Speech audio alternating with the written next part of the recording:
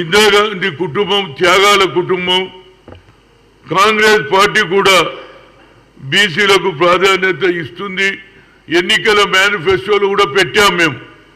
అదేవిధంగా ఎన్డీఏ ఈనాడు ప్రభుత్వంలో వచ్చింది కాబట్టి నితీష్ కుమార్ కూడా ఎన్డీఏలో పార్టీ, అదేవిధంగా చంద్రబాబు కూడా అందులో పార్టీ. కనుక నాది ఒక రిక్వెస్ట్ ఉంది, నితీష్ కుమార్ గారు ఓబీసీల గురించి కులగణన చేశారు. అదేవిధంగా చంద్రబాబు నాయుడు కూడా కులగణన దానికి యావత్ భారతదేశంలో కులగణన జరగాలి. ఎందుకంటే గతంలో రాజ్నాథ్ సింగ్ హిమ్సెల్ఫే చెప్పాడు 2008లో కులగణన చేస్తా అన్నాడు, చేయలే. ఈసారి అన్న తప్పనిసరిగా కులగణన జరగాలి.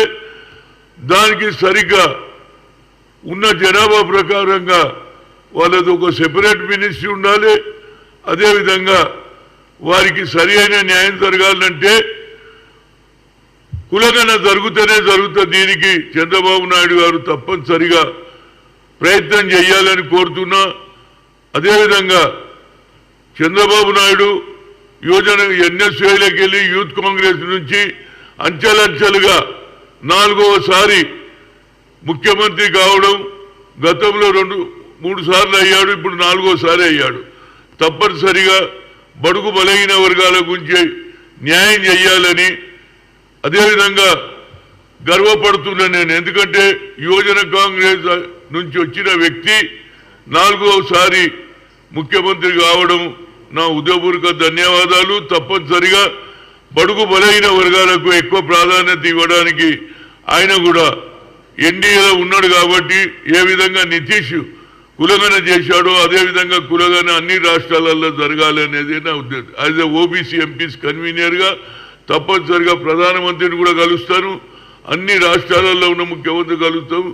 మా రాష్ట్రంలో కూడా ఆల్రెడీ నిర్ణయం తీసుకున్నారు.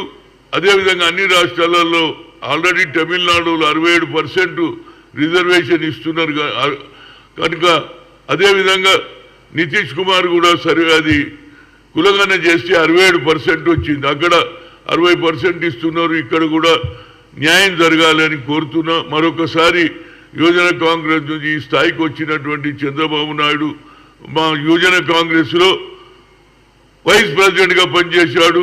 కింది స్థాయి నుంచి యూనివర్సిటీ, తిరుపతి యూనివర్సిటీ నుంచి అంచెలంచెలుగా పెరిగి ఈనాడు ఆంధ్ర రాష్ట్రానికి గతంలో ఉమ్మడి రాష్ట్రానికి ముఖ్యమంత్రి ఉండే.